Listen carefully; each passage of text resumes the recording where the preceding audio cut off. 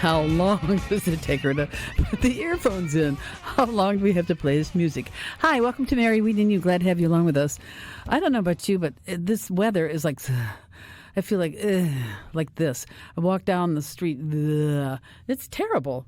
And it's going to be like that for some time. Maybe we'll get some rain this weekend with maybe only upper 80s. Wow. Yeah, it's nice outside. But it's telling one of the guys outside, I was like, I woke up this morning and walked out the door, and I thought my clock was wrong because it was so much darker than it had been. Oh, I thought so too. Because there were so many clouds, I guess. Well, the days are getting shorter too. You realize that?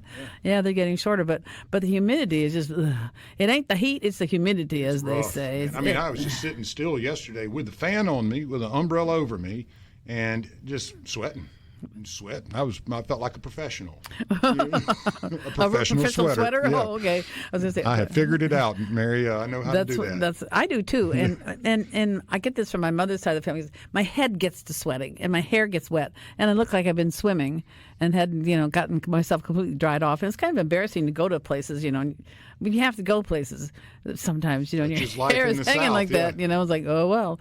Well, listen, we're going to do some things this morning a little bit different. We're going to talk with Dr. Glenn Antizzo, but we've got him on the phone, and it's glad we can have him. So, and then we'll spend some time talking about other things as well later on in the show. But good morning, Dr. Glenn Antizzo. How you doing?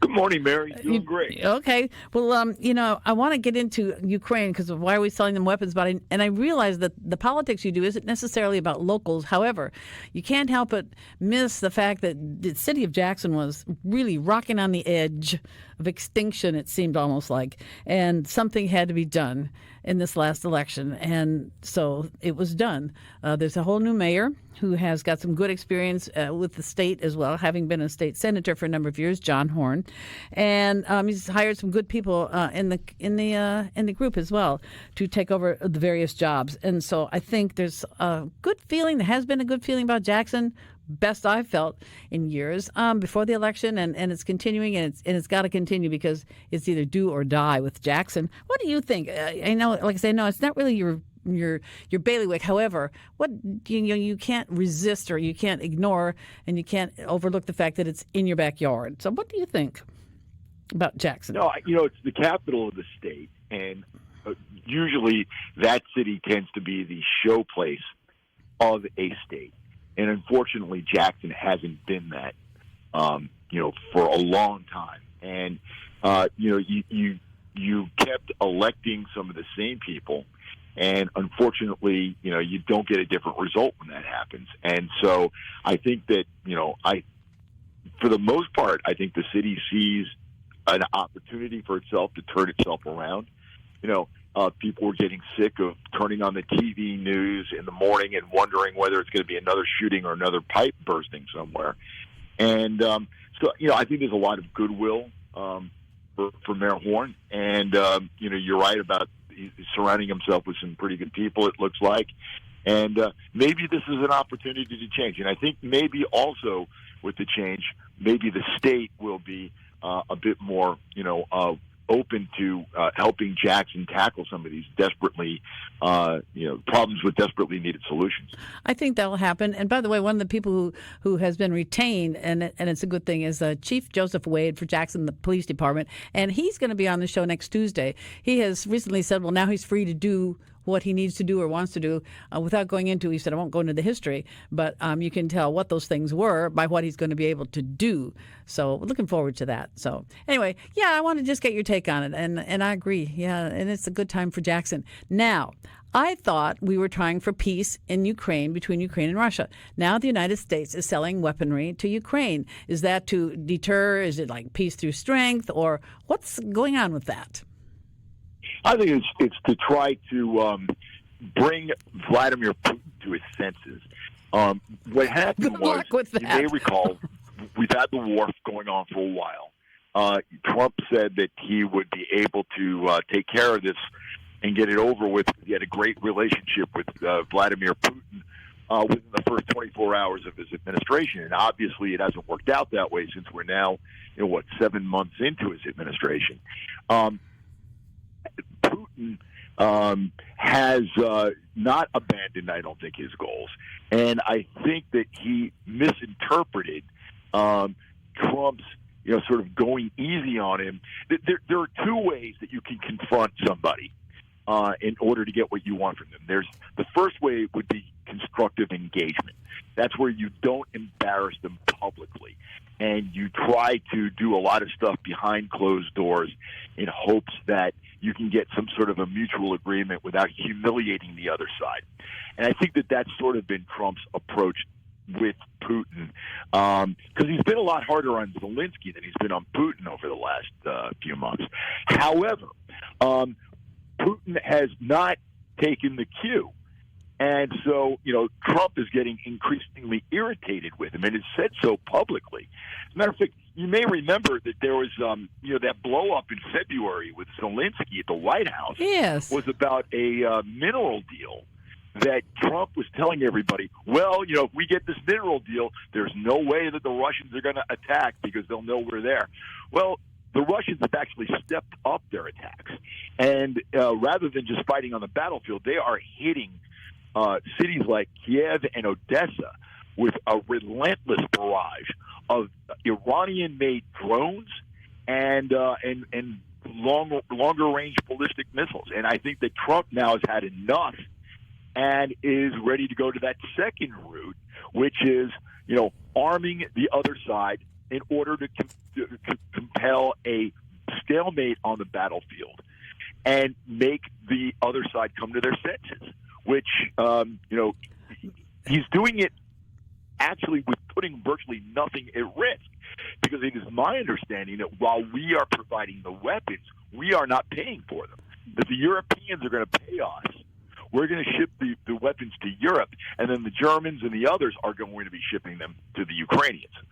I didn't know that part. I know we're not just giving stuff. We're selling stuff. We're selling our stuff. Yeah, that makes sense. But there just has to come a time you say bringing Putin to his senses. Well, I say good luck with that. I don't think Putin knows senses. What? Nietskis. But something has to be done with this guy. But who knows? Because isn't he now getting all cushy with the Iranians and the Chinese? Doesn't he love those people? Like he can always look to them for some kind of camaraderie or partnership or something like that. It just, I don't know. It just seems kind of, it just seems kind of almost fruitless at the moment. Well, what you said about the Iranians, that's something that I think a lot of people have sort of missed in all of this. A lot of what the Russians are firing at Ukraine are Shahed drones, which are made by the Iranians. But because of the war that Iran has been fighting with Israel, I think that supply may be drying up a little bit because the Iranians are firing those at Israel. And weren't they getting low? Weren't they getting a little low on stock recently? They sell us or no, the Iranians were. I guess they were giving it to or selling it to Hamas, and that they were getting sort of slim on their supplies. But then I guess it makes them more. Yeah, and so the axis of evil, as it's called, is running is maybe overextending itself. Because you've got the Russians with this major conflict going on in Ukraine. You've got Iran fighting against Israel. North Korea is really in no position to do much of anything to anybody right now unless they want to do nuclear weapons. And because they're now getting involved in that war in Ukraine, but it doesn't seem to be making any sense except, depriving North Korean families of their kids, because they're getting killed in a meat grinder in Ukraine. And I think the Chinese are sitting there watching all of this and sort of biding their time. Although there has been some talk on Capitol Hill about the possibility that, if the Chinese at some point want to make a move, that they would tell the Russians, "Hey, you keep the West busy in Europe while we, make our move against Taiwan." Exactly. I was going to say Taiwan. Yeah, they can't get over their obsession with Taiwan, can they? No. It's been a long-standing, since 1949, policy that Taiwan is a breakaway province and that they want it back. Of course, the Taiwanese their longstanding position was that they are officially the government of everything. The official name of Taiwan is actually the Republic of China, and we do have, more of a commitment, I think, to the Taiwanese than we do to the Ukrainians. So if we're this involved with Ukraine, you can begin to imagine what we'd have to do in Taiwan. And Mary, let me just say one other thing.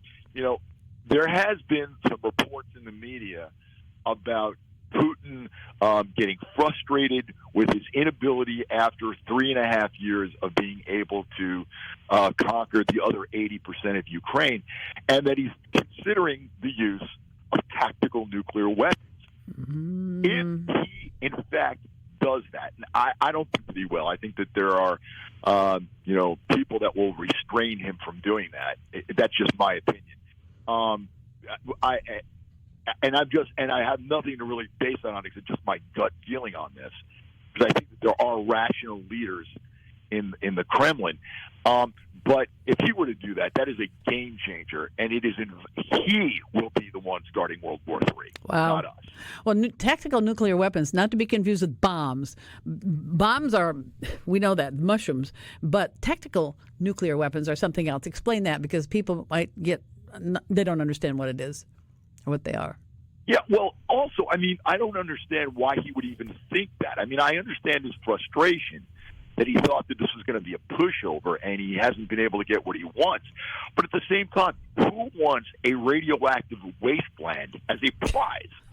Really? Exactly. Well, it's what is your sense of when this is going to come to an end?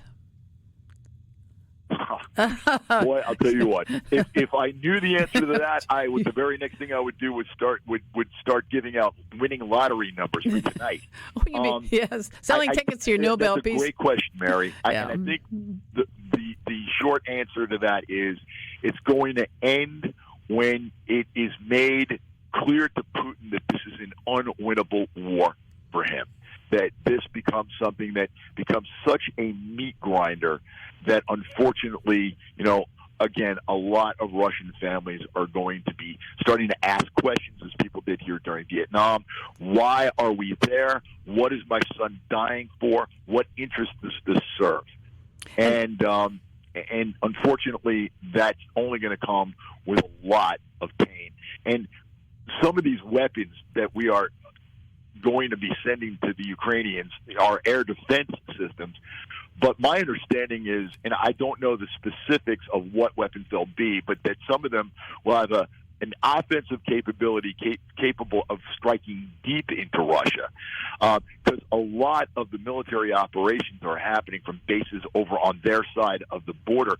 You may remember, I think it was last month or the month before, the Ukrainians pulled off a daring operation where they used drones that they were able to smuggle into Russia, and they took out about one-third of the Soviet strategic bomber fleet. Yes. In other words, the long-range bombers that would be used to perhaps hit the United States or Europe were taken out by the Ukrainians. One of the bases was in, I believe, Archangel or Murmansk. I don't recall which. And those cities are in the area of the Arctic Circle. So all you got to do is look at a map and see how deep behind the lines the Ukrainians were able to hit.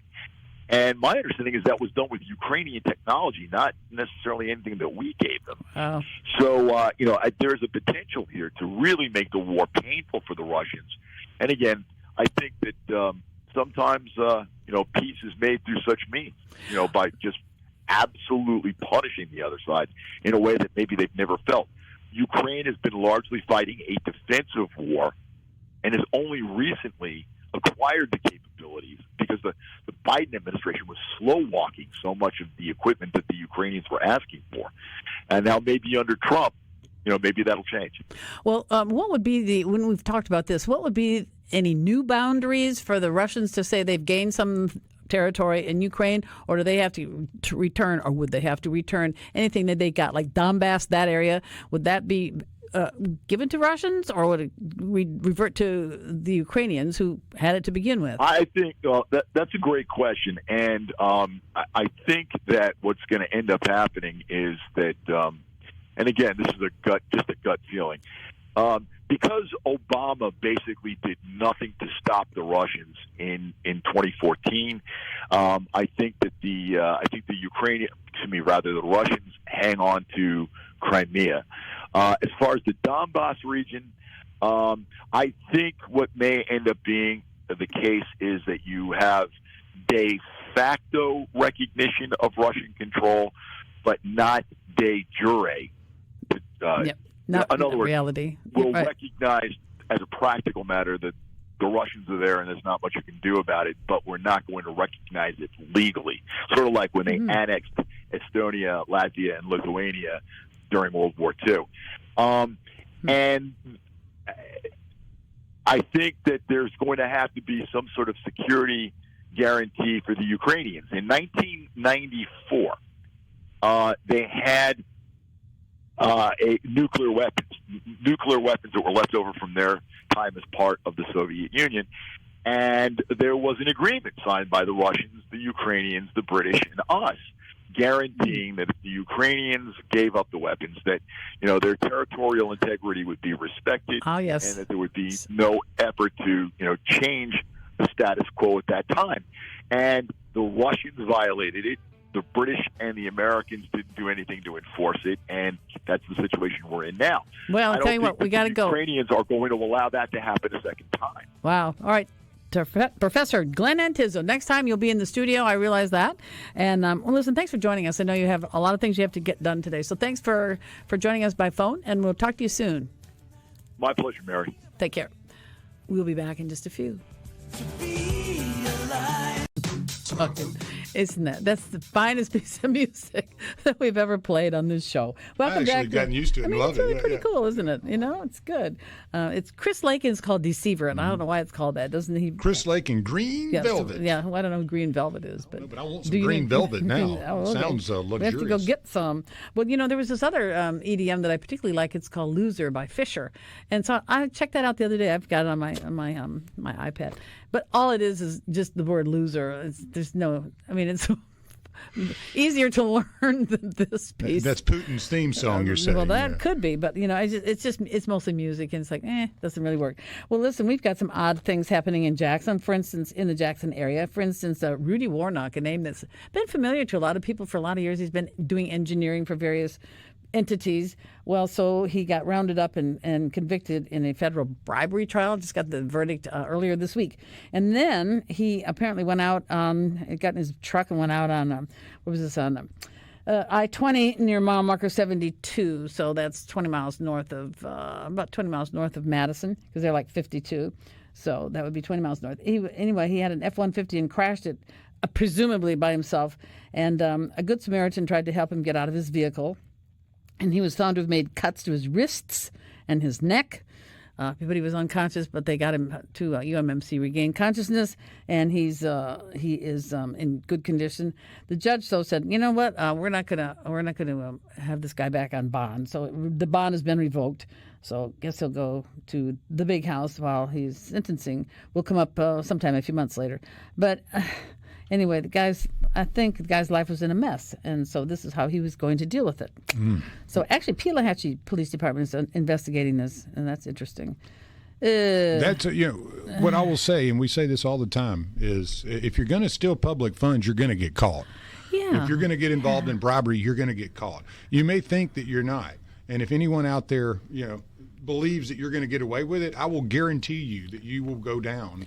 And you would think people would learn a valuable lesson when colleagues, cohorts, and people every day are getting indicted for these crimes, that yet they continue and continue. Well, and continue. how about the former corrections commissioner, Epps? Chris Epps. He was corrections commissioner for a long time, 10, 12 years, maybe longer. And what he was doing was he was getting a little how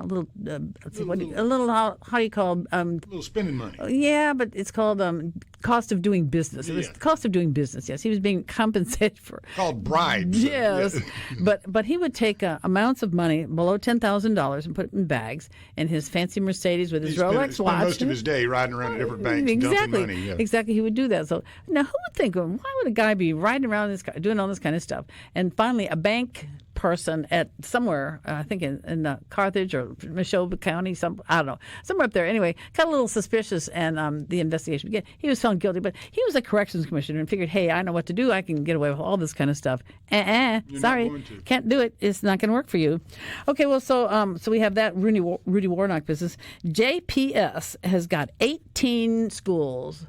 18 schools that are closed. I mean, it wasn't so very long ago they were building new schools. Because I remember one of the ones they built was Kirksey Middle, and that was named after Senator Henry Kirksey, who a lot of us knew in the news business because he was a cartographer, and he was the one who really did all the hard, heavy lifting to get the city of Jackson's form of government changed from the commissioner to what is now mayor and alderman, and so he was that. And so that school is fine, but so many of the other ones are closing down. So the question is, well, what do we do with those buildings? Well, people in our neighborhoods are concerned about, of course, either tear them down or repurpose them, but don't let them sit there for years and years and years because it's going to wreck your neighborhoods. Well, a good example of repurposing, we have a great article that Caleb Sailors put out on the SuperTalk website, and it is Mississippi's first food-forward pickleball venue to open in Flowood. And they took the old Antonelli College building next to the Primos over there on Lakeland Drive. Yeah. They're turning that into food, fun, and pickleball. I didn't know that. So that's how you repurpose things. Well, Unlike the Virginia College down the street, if you go down there, you can meet as many bums as you want, and they live there, and they burn stuff, and the parking lot's garbage. And you go up the hill to Ridgeland over here, you just cross over Oakland County line. You see nothing like that. No, Nothing. No, because what about You got to have the appetite to fix it. was Virginia College in that good-looking black windowed building?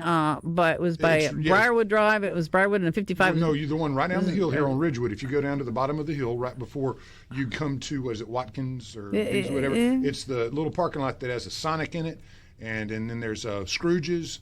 But yeah. That Virginia College. I mean, I cut through there here and there, and you're talking about repurposing buildings. I mean, that's one in a hotbed of still business activity around here. And if you go up and down Ridgewood, you're going to see abandoned buildings everywhere. But you go over to Ridgewood and cross over to Ridgeland, and you don't see that. Now, the only place in Ridgeland, 100 feet away. Yep. The only place that looks terrible in Ridgeland is take County Line to Wheatley. Is it Wheatley? I guess it is.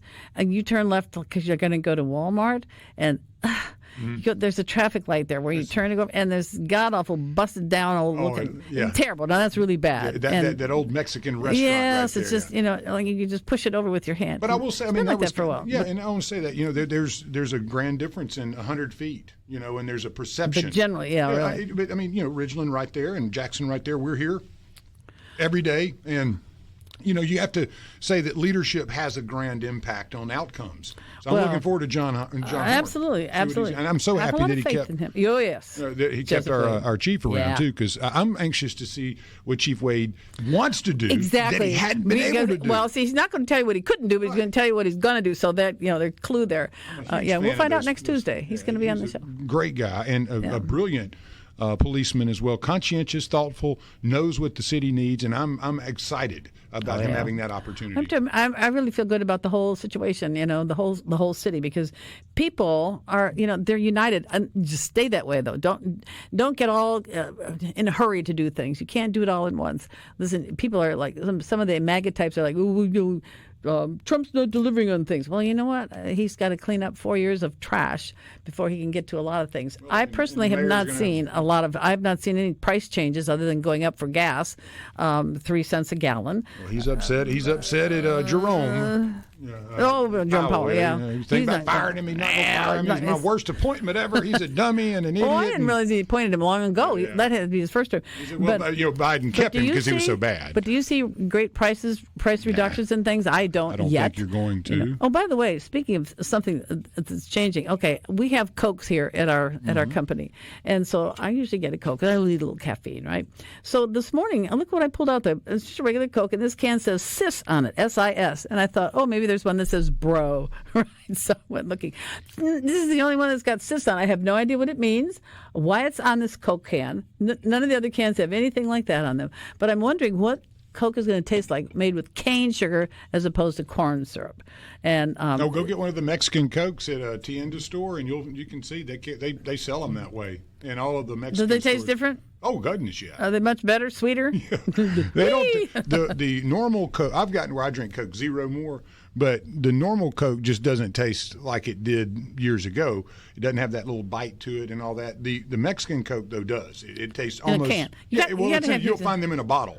Yeah, you're going to find those in a very heavy bottomed bottle. That you definitely don't want to hit somebody over the head with that thing. Yeah. Well, but yeah, those bottles you'll find they're heavy. Very different feeling really? than.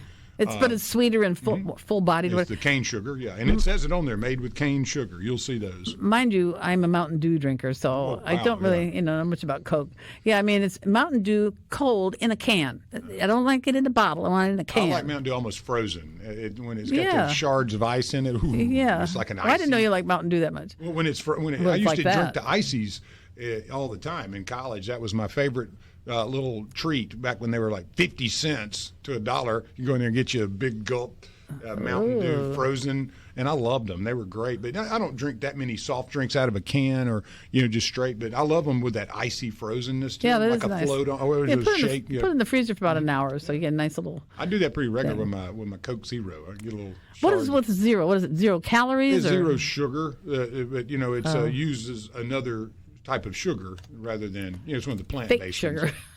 Fake sugar. Yeah. We hate that. Now, nationally, there are some things that if you watch the news like I do, you get so sick and tired of hearing about. Right now, I'm sick and tired of Mom Daddy, as I call him, that guy who's running for mayor of New York City. If he gets the mayor of New York City, then you talk about a place that's dead and gone. Forget about it. Somebody's going around, the guy who owns a bunch of grocery stores, Katsimides, no, that's not it. Something name like that. It's a Greek name anyway. He owns a bunch of grocery stores in New York City. He's thinking about pulling out. He's going to get other Is it John Katsimides? Is that who you're talking about? No, it's not him. Okay. No, it's a similar name. Katsimides, something like that. Anyway, he's an older man. I don't know what his stores are. I don't know the names of them if it's just local stuff, local New York stuff. But he's like, get out, and they're telling Jewish people get out because this guy is he's anti-Jewish. John Katsimides, yeah, is that his name? That's him. Yeah. It's the guy's he's anti everything that's decent. Well, I sent you a clip from. Elizabeth Warren talking about. Oh, I saw that. You sent that to me, or I sent it over to you during the break. But okay. She was sitting there lecturing America on that we need government-run grocery stores. Oh yeah, she did. Yeah, I did see that. That was on Breitbart. It's not so bad. They're not so bad. No, they actually work. We have them on military bases, so that this stuff's working. Yeah, we need the government to get involved in buying food and retailing it out and running buildings and. Yeah, bad idea. She's a rich idiot. Well, and people vote for her. That's the other thing. That's really scary. Pocahontas, Yeah, yes. That's really very scary. But she's a complete supporter of Mad Manny, the guy running for mayor of New York. The one I call Mom Daddy. Yeah. Yes. Mad Manny. Yeah. But yeah, you have people like this that are actually getting in the bandwagon boat and going, yeah, these are great ideas. Well, Let's let government run everything. Well, I agree that people need to be educated on lunatics or regular, whatever. People need, but because you don't want, but however, like I do watch Fox just because they're the most during the week, during the day anyway. I don't care for the evening programming except for Gutfeld, which is funnier than heck. If you've never watched it, give it a chance. But during the day, you get a lot of news stuff. But I am so sick and tired of they're giving so much news to that guy and so much news to Crockett. I think they've kind of worn out on Crockett. But now she hadn't done something stupid in about a week. So Rosie, now listen, the other one, idiot, Rosie O'Donnell. Oh my Lord! Why in the hell would anybody put her on the air day after day after day after day? She is obviously so lonesome for the United States. She is so regretful that she's left this country and would be too embarrassed to come back. Thank God, I hope. Well, I mean, God, shut her up. Who cares? She went to Ireland. You really think they're happy with having her? Yeah, really. I mean, she just needs to shut up. And, she made her bed, so sleep in it. Well, there was two things that she did that I was a fan of, and they were a long time ago. One was A League of Their Own. And You've Got Mail. No, it was the other one that she was in. it was cute. It was the one where it was she was like the cop. Sleepless in Seattle. She was in that. But Rosie O'Donnell, there's two that she was actually like front and center on, and I was like, those are pretty good movies. But as far as her, I mean, she's a disgusting person to me. Well, she's an absolute pig. Yeah, I mean, that's just all there's to I think that's the way you said it better than I did. Oink, oink. If you don't want to say the word pig, say call her an oinker. But anyway, I get so tired of these people, and why do we have to have that? We're trying to do better things for this country. Let's come back in a couple of minutes for our final segment. Anything we want, that's what we're talking about. So I was going to put an end to, your Rosie, or not Rosie, but Pocahontas' notion of, government grocery stores could really work. So I guess she wants us to have a chain of giant commissaries, or BXs. Commissaries, they call it in the Army. BXs, they call it. No. I can't remember now. One of them's Air Force, one of them's Army, and I should know that. The commissaries, Army. Well, because I've lived, my parents lived Army life, but they retired to Air Force life. But anyway, commissaries are BXs anyway. That's right. Commissaries is Army. That's what she wants. Fine, you go right ahead, you rich lady. The other thing is, does anybody give two hoots about Stephen Colbert getting canceled? And no. Nah. Now, the networks are so down anyway. Their programming is horrible. Their nighttime stuff is awful. And they've had to pay out a lot of money. Both CBS and ABC paid out a lot of money because of their treatment of Trump. You don't get away with stuff like that for free. So, bye-bye, Colbert. I never really The next one's going to be him. Seth Meyers. I was mentioning him earlier. I didn't watch those people. 560,000 viewers. that's Ranks it? 118, ranks 118 on NBC, and then 17 or 18.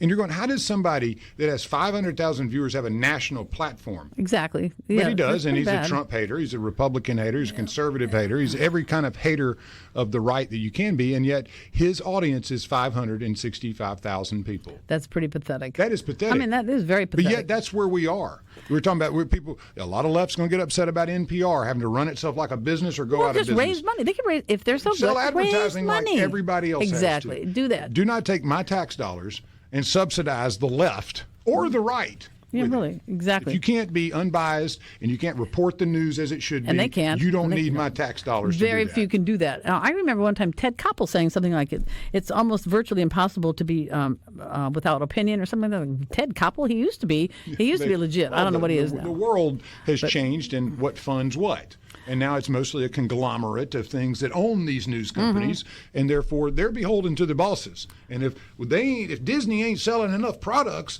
then they're going to tell you to change your opinion over here to help them sell more products. Or you guess what? You don't have a job anymore because we're going to quit pouring money into this. So well, ordinarily, journalism is over. Because I do know a little bit about television. Ordinarily, if you don't get ratings, you're out. But look at the garbage that's on MSNBC. I mean, they don't have ratings. They're terrible people.